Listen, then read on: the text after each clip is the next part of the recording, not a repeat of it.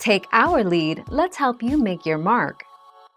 Our goal is your satisfaction. Let us show you the way. The home sale gain exclusion doesn't apply to second homes, in most cases.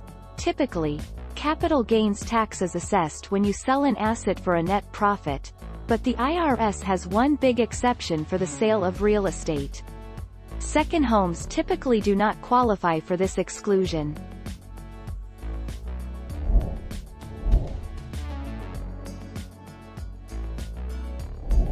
Let's help you make your mark.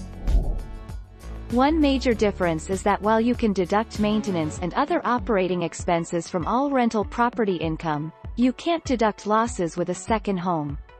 If a property is both for personal use and renting, the IRS requires that you divide the expenses when offsetting your rental income.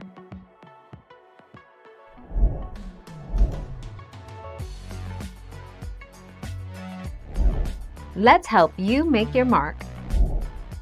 You can't deduct a loss on the sale. If you rented out your second home for profit, gain usually is taxed as capital gain. So, you can deduct the loss.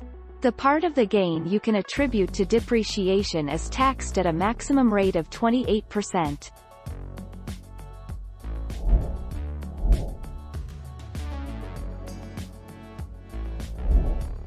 Take our lead. Calculating capital gains. If you sell your second home, your capital gains is the portion of the proceeds that exceeds what you paid for the property, minus the cost of any improvements you made over the years. You can deduct many of the closing costs associated with the sale from your proceeds, however.